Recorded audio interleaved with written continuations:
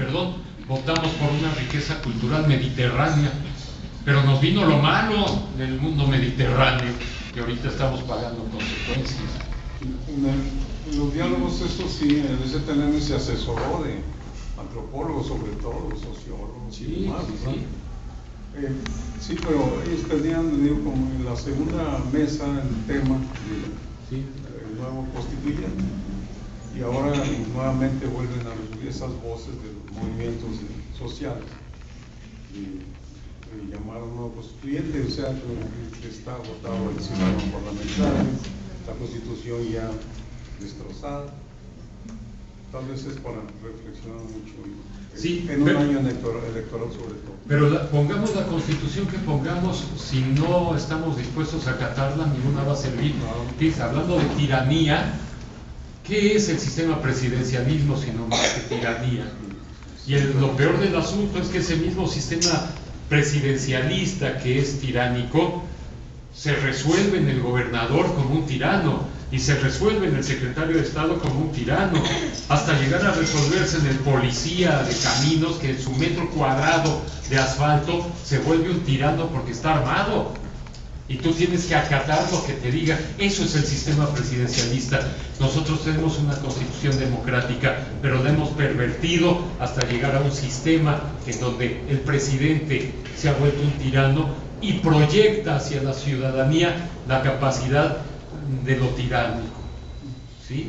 Por eso nos peleamos con el camionero, por eso nos peleamos con el de la tienda, porque todos ejercen su pequeña dosis de tiranos, ¿no? Entonces, si no rompemos con esa conceptualización tiránica, podemos cambiar los textos constitucionales y nunca avanzaremos.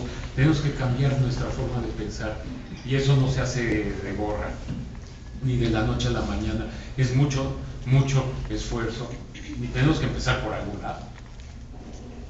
Perdón. Muy buenas noches, doctor, buenas noches. Yo quisiera poner a la mesa, igual también que usted nos comentara algo, por todo lo que ha vertido, sobre un tema que parece que pasó de moda, que son los instrumentos de dominación ideológica que maneja el Estado y los grupos económicos de poder para lograr lo que ha logrado hasta el día de hoy. Aquí en San Luis Potosí hay medios de comunicación, la prensa escrita, sabemos que está en manos de unas familias de Rancho Abolengo en San Luis Potosí. Si vemos esa prensa escrita, pues vemos que salen noticias de candidatos de partidos políticos de derecha diciendo nada, pero ocupan 8 columnas, ocupan media plana, y las ideas realmente importantes, las ideas realmente interesantes, pues no tienen espacio. Entonces aquí lo difícil, lo complicado es cómo democratizar, y hablando del tema de la Constitución, cómo hacer valer la democratización de los medios masivos de comunicación, que no sean instrumentos de dominación ideológica, sino que todas estas ideas fundamentadas, científicas, realmente lleguen hacia el mayor número de personas. Y creo que es una lucha muy ardua la que hay que librar desde ese punto de vista, pero mientras no se democraticen los medios masivos de comunicación, va a ser bien difícil que tengamos avances desde el punto de vista de los niveles de bienestar o de felicidad, como usted mencionó. Y me quedé con la duda cuál fue el país que propuso en la ONU el concepto, la definición de felicidad que sea cuantificable. Pero para terminar, doctor, sí.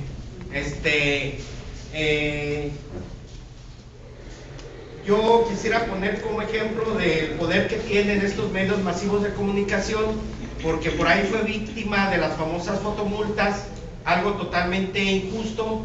Decía que ya habían descubierto las minas del rey Salomón, porque era ilimitado la cantidad de dinero que iban a robar con esas fotomultas. Inicié una campaña en las redes sociales y traté de lograr consensos, pero me extrañaba mucho la respuesta de la gente. Decían, no, es que está bien que nos multen con la fotoinfracción, porque pues se van a evitar accidentes, y pues a yo se me hacía inconcebible y luego pues bueno, ese resultado de esa manipulación, ¿no?, de los masivos de comunicación. Entonces por ahí yo siento que es un elemento de lucha muy importante, muy grande. Mire, el país es Bután. Bután. El país del poblado. Esa es la propuesta, Bután. perdón, sí. Segundo, lo de las multas pues es netamente recaudatorio, ¿no? A Mario García le importa un bledo que nos matemos todos en bola en una curva. Eso está clarísimo. Y los medios de comunicación, mire, ese es un problema que les tengo que dar la mala noticia, porque se habla de la libertad de expresión y se dice, ya ven todo lo que ha pasado en Francia, y que no hay derecho, que mataron a aquellos y tal y cual. Pero la mala noticia es que la libertad de expresión depende del dueño del medio. Así de fácil. Entonces, quien compra el medio como empresa, pues es el que tiene la capacidad de imponer una editorial a través de la jefatura y redacción o de lo que sea, ¿no? En el estado de San Luis Potosí, ¿qué se necesita? Bueno, en términos generales, ¿qué se necesita para la democratización de los medios de comunicación? Su diversificación, ¿sí? Si mientras los medios de comunicación dependan de 10 familias, de una cúpula económica, pues los medios reflejarán el pensamiento de esa cúpula económica. Esto es la ley del hilo negro, ¿no? O sea, yo por qué voy a hablar bien de ti si me caes mal y yo soy el dueño del periódico, te barro y qué me importa, ¿no? Y lo vendo de tal manera que parezca que la persona realmente es mala, ¿no? Ahora, en San Luis Potosí, la buena noticia es que los medios de comunicación impresos no sirven para nada, porque no tienen divulgación. O sea, por ejemplo, estamos hablando del Pulso, que tiene un tiraje de 7,000 ejemplares, aunque ellos declaran 10,000, digo, para atraer prensa, digo, para atraer comerciales, etcétera, propaganda, pero realmente son 7,000 lectores. Esos 7,000 lectores compran el periódico. De esos 7,000 lectores, que le presten a otro el periódico que no lo compra, estamos hablando de 14,000 lectores. El Sol trae un tiraje, declaró por ellos, de sobre 3,000 y pico. Estamos hablando de otros 6, estaríamos hablando de 20,000. El Heraldo, bueno, ya no digamos La Jornada, que trae un hándicap brutal de como 2.3 lectores. No, creo que son como 500, dicen ellos, ¿no? 100. Bueno, no estamos hablando ni de 25,000 lectores. Esos 25,000 lectores, con todo respeto, no representan para mí la opinión pública. Entonces, yo le digo a los periódicos, si no quieren cubrir los eventos o las reuniones del disenso, de los que piensan diferentes a ustedes, no es que no queramos que lo cubran, es que les pedimos que ni se paren. ¿Para qué los queremos? ¿Sí? Para que después, aparte, distorsionen la noticia, se vayan con sus 20,000 ejemplares a donde, amargan los pepinos, ahí que metan todos sus 25,000 ejemplares. Ahora, los medios como la televisión, la radio, sobre todo la radio, pues ahí sí estamos en lo mismo, ¿no? Tenemos los dueños de las radiodifusoras que le pasan el Lucas, le pasan la orden a quien va a llevar la noticia, y ese es el sesgo que puedes encontrar. Tú puedes estar segurísimo que si los Valladares deciden de que tú eres un chamuco, el anticristo, lo que sea, aparecerá la noticia de que eres el anticristo, y cuando aparezca el anticristo será el santo varón del mundo. Pero por suerte lo leen 25,000 compadres, iba a decir pelados. Peor iba a decir cabrón. Yo también he leído el Pulso, o sea, me incluyo en el insulto, que no es insulto como dice López Obrador, es descripción, ¿no?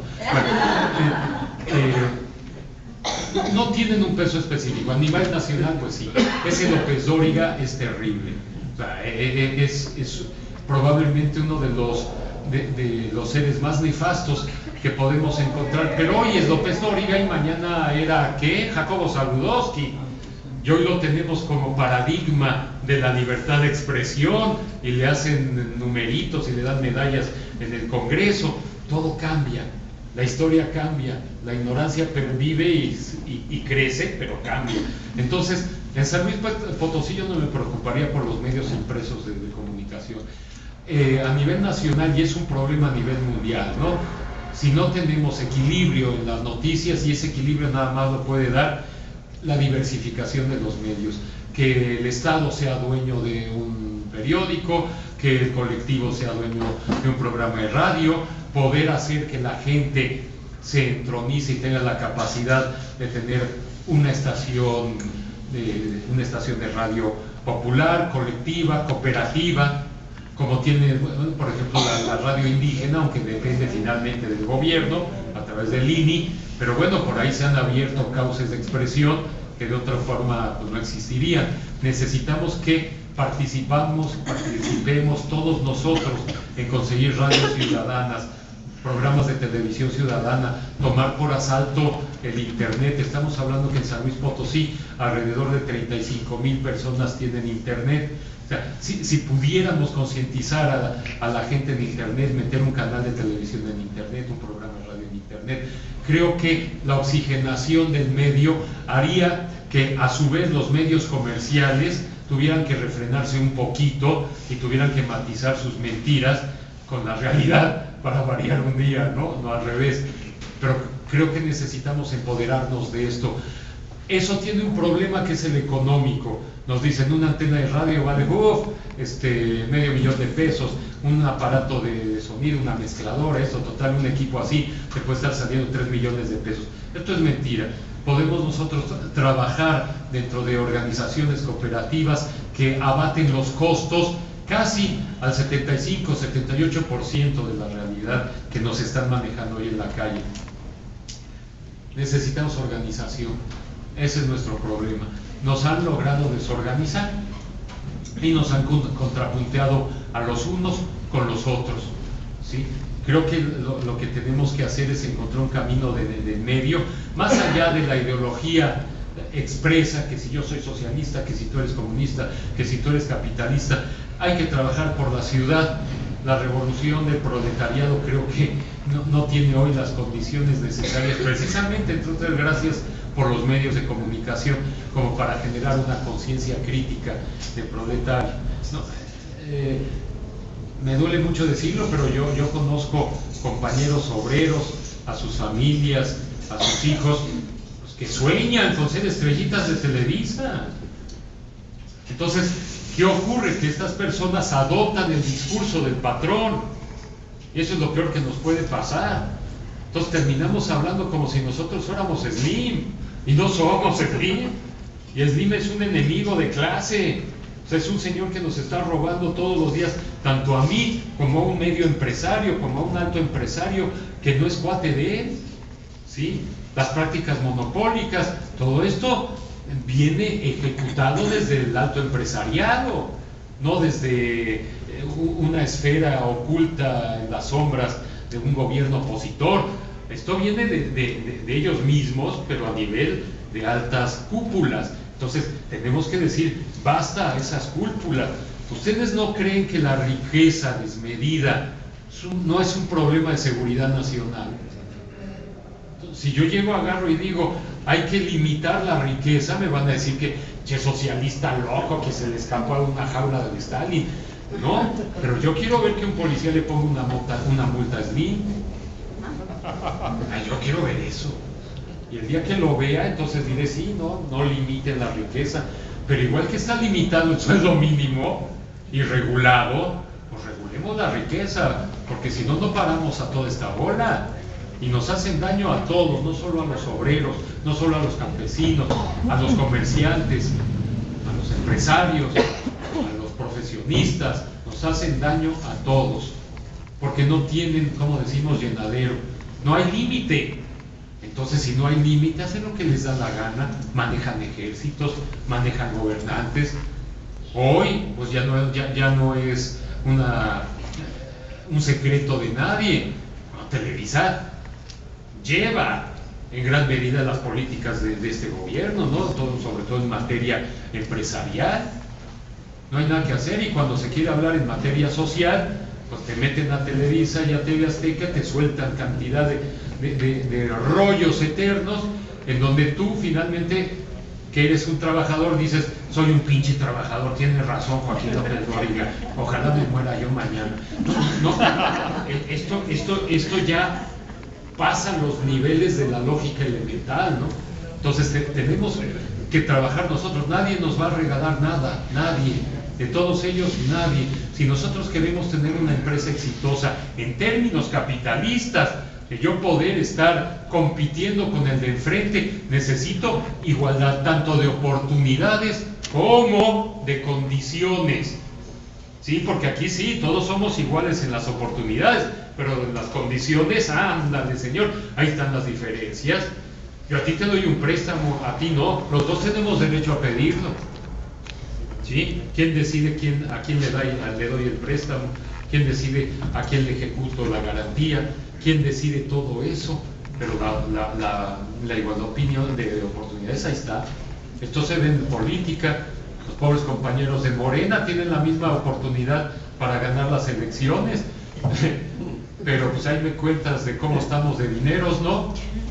Y ahí me cuentas cómo estamos en el plano operativo, de estructura territorial. Y ahí me cuentas, y ahí me cuentas, y ahí me cuentas. Entonces, esto es una farsa. Pero hay que decirlo y lo debemos de entender, y la gente ya no se debe o no nos debemos de ir con la finta. Y los medios de comunicación necesitan ser regulados. ¿Pero quién los va a regular? Los mismos.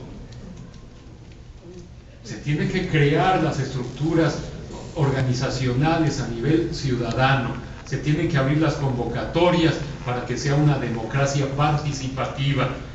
En el municipio deben de tener voz y voto los jóvenes, la experiencia de los ancianos, de los no tan ancianos, las madres solteras con sus problemas existenciales, los estudiantes que no tienen para el camión. Bueno, necesitamos abrir que esas voces lleguen y en base a esas voces crear las políticas públicas.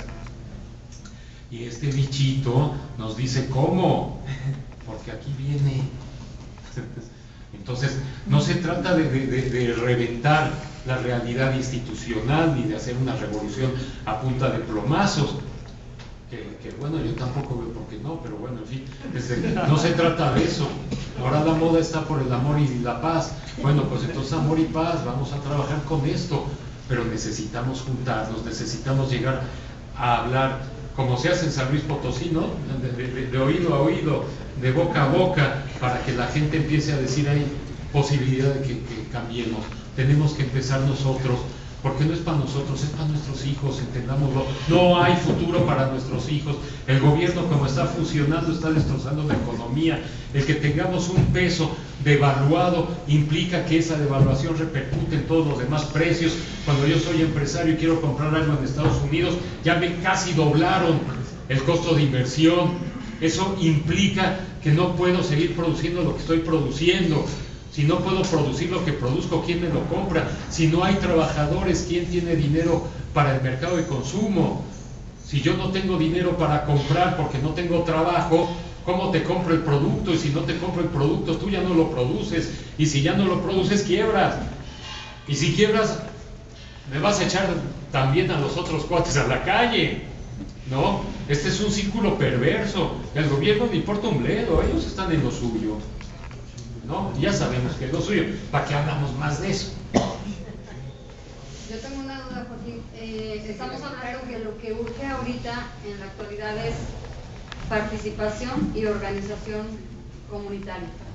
Entonces, ¿cómo se podría desde el municipio, ya en términos prácticos, cómo se podría comenzar a construir esa participación, esa organización frente a una sociedad que está, y estamos viendo, está totalmente fragmentada y donde sus puntas de mejoras son inoperantes? Bueno, es que no tiene nombre. Tú agarras nuestra Constitución de nuevo, del 1 al 4, vámonos. Tenemos derecho a una nutrición, a fuerza, a alimentación, tenemos derecho a la educación, tenemos derecho al trabajo. Aquí dice, y eso es obligación del Estado. El municipio tiene que solventar esa obligación. Y por ejemplo, en el caso de los jóvenes, de las madres solteras, de las personas, de los adultos mayores, necesitan tener un sueldo que esté estipulado desde el gobierno municipal y que al mes tengan la capacidad de cobrar esas personas por subsidio del gobierno. No lo llamemos subsidio, es un sueldo que por derecho deben de tener. ¿sí?